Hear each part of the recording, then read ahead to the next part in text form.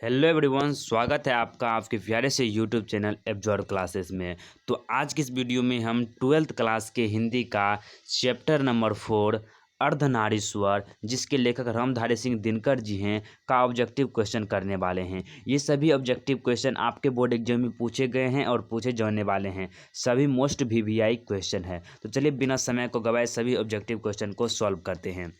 तो उससे पहले हम आपको बता देते हैं कि अर्धनारीश्वर क्या है। तो यह एक निबंध है जो 1952 में रामधारी सिंह दिनकर के द्वारा लिखा गया था। रामधारी सिंह दिनकर का जन्म 23 सितंबर 1908 को सिमरिया बेगूसराय बिहार में हुआ था और जाके इसे जो है ना बहुत सारे सम्मान भी मिला था, जिसे पद्म भूषण सम्मान मिला था। ये सभी ऑब्जेक्टिव क्वेश्चन में पूछे गए हैं जो हम आपको अभी कराने वाले हैं। तो यहाँ पर आप देख सकते हैं कि फर्स्ट ऑब्जेक्टिव क्वेश्चन में कह रहा है कि दिनकर को कौन सा राष्ट्रीय सम्मान मिला था। तो 4 ऑप्शन है: पद्म श्री, भारत रत्न, पद्म भूषण, पद्म विभूषण। तो यहाँ पर शब्द को पकड़ना है आपको। पद्म विभूषण नहीं होगा, यहाँ पर होगा सी, पद्म भूषण अवार्ड से सम्मानित किया गया था दिनकर जी को।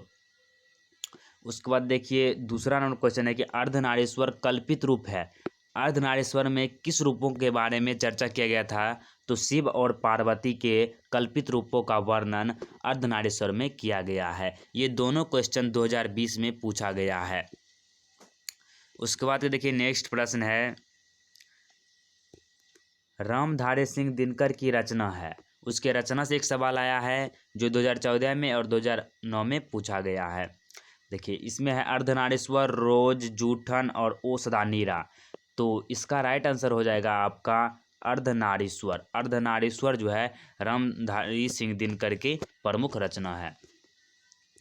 उसके बाद देखिए नेक्स्ट है, अर्धनारीश्वर शीर्षक पाठ के निबंधकार या लेखक कौन है। ये भी 2011 में, 10 में, 17 में, 18 में, 13 में पूछा गया है। तो रामधारी सिंह दिनकर, बहुत ही आसान ही सवाल था। इसके 5 नंबर प्रश्न है कि अर्धनारीश्वर का किस विधा से संबंध है। तो अर्धनारीश्वर निबंध विधा से संबंधित है। यह निबंध है एक प्रकार के, पहले ही हम आपको बता चुके हैं। तो इसमें जो है ना बहुत सारे आपके क्वेश्चन बैंक में जो है ना आंसर गलत दिया गया है, जो है एकांकी, लेकिन इसका एकांकी आंसर नहीं होगा, वह आपके पेपर में गलत आंसर है। इसका सही आंसर निबंध होगा। उसके बाद है युद्ध और शांति के समय लिखी गई काव्य कृति है। तो युद्ध और शांति के समय लिखी गई काव्य कृति आपका कुरुक्षेत्र है। फिर देखिए 7 नंबर का प्रश्न भी यही प्रश्न है कि युद्ध और शांति की समस्या पर लिखी हुई काव्य कृति है। तो कुरुक्षेत्र हो जाएगा। फिर है दिनकर की पहली कविता किस पत्रिका में छपी थी। तो छात्र सहोदर में उसकी पहली कविता छपी हुई थी। देखिए उसके बाद नेक्स्ट प्रश्न है, 9 नंबर का प्रश्न है कि दिनकर को किस कृति पर भारतीय ज्ञानपीठ पुरस्कार प्राप्त हुआ है। तो उसे उर्वशी के लिए जो है, उर्वशी के लिए भारतीय ज्ञानपीठ पुरस्कार प्राप्त हुए थे। फिर गंधारी थी, तो गंधारी जो है वह दुर्योधन की माँ थी। ये हो जाएगा इसका राइट आंसर। उसके बाद के नेक्स्ट प्रश्न है, आपको कमेंट करके बताना कि आपने कितने प्रश्नों का उत्तर सही दिए हैं। उसके बाद देखिए 11 नंबर का प्रश्न है, इससे पहले एक वीडियो में आपको इसका सारांश भी बता चुके हैं। तो दिनकर को कौन सा पुरस्कार मिला था। तो भारतीय ज्ञानपीठ पुरस्कार दिनकर जी को मिले थे। उसके बाद देखिए 12 नंबर क्वेश्चन है कि संस्कृति के 4 अध्याय किसकी रचना है। तो संस्कृति के 4 अध्याय रामधारी सिंह दिनकर का रचना है। उसके बाद है कौन सी कृति रामधारी सिंह दिनकर की लिखी हुई है। तो शुद्ध कविता की खोज जो है वह रामधारी सिंह दिनकर के द्वारा लिखा गया है, और बाकी बात की जो तीनों ऑप्शन हैं ये नहीं लिखे गए हैं दिनकर जी के द्वारा। उसके बाद देखिए नेक्स्ट क्वेश्चन है कि कौन सी कृति रामधारी सिंह दिनकर की लिखी हुई नहीं है।